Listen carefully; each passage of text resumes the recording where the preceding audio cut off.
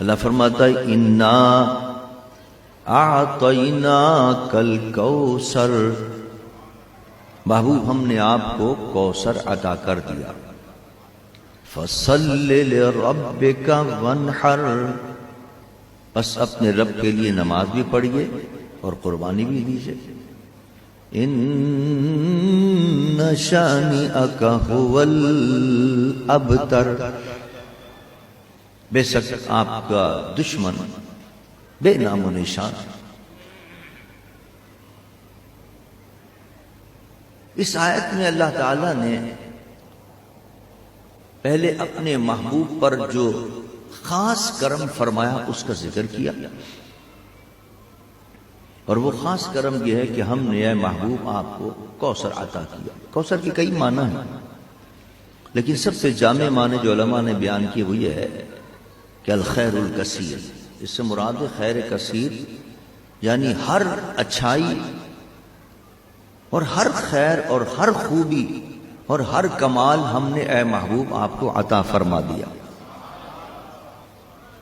اب اتنی بڑی نعمت عطا کی ہے اور اتنے بڑے انعام و اکرام سے ہم نے آپ کو نوازا ہے، تو اب شکریہ بھی ادا کیجئے. اب شکریہ کا طریقہ بھی اللہ نے بتا دیا. کیا؟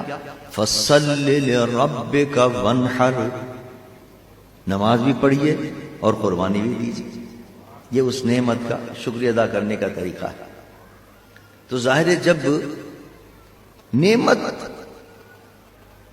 اس درجے کی ہو کہ ہر کمال اللہ نے اپنے مصطفیٰ کو عطا فرما دیا، تو پھر مصطفیٰ نے شکریہ کا بھی حق ادا کر دیا.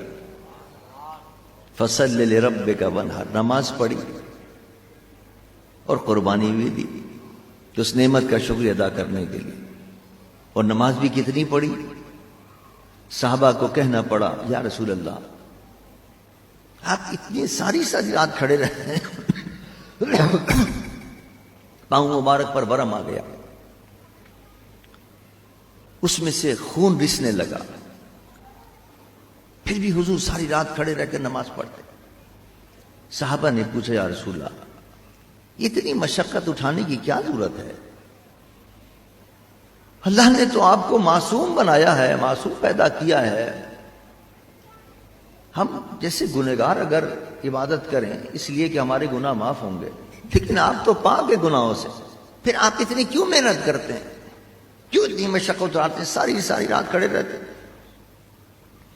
میرے آقا نے فرمایا فلا اکونا عبدا شکورا، کیا میں اللہ کا شکر گزار بندہ نہ بنوں؟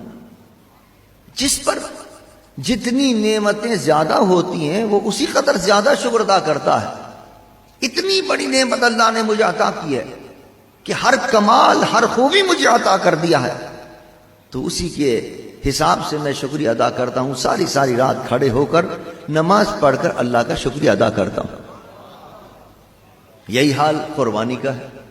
وَانْحَرْ، اللہ نے فرمایا کہ میری نعمتوں کا شکریہ اس طرح بھی ادا کیجئے کہ قربانی دیجئے. ہم اور آپ تو بقرعید میں ایک قربانی کا ایک بکرا کرتے ہوئے بھی ہم سوچتے ہیں کہ بڑا مہنگا، اب تو بکرے ہو گئے ہیں، اب چلو گائے میں حصہ لے لیں. گائے کے لیے بھی ہم سوچتے ہیں کہ اب تو اس کا ایک حصہ بھی بڑا مہنگا ہو گیا ہے، چلو اس کو بھی چھوڑ دو.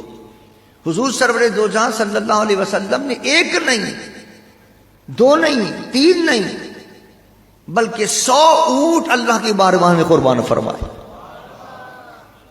اس زمانے کی سب سے قیمتی چیز ہوتی تھی. بکریاں نہیں، کوئی دمبا ذبح نہیں، بلکہ اونٹ ذبح فرمایا، اور ایک نہیں، دو نہیں، 10 نہیں، 20 نہیں، 100. کیوں؟ اس لیے کہ جتنی نعمت زیادہ ہے اسی قدر شکریہ بھی زیادہ ہے.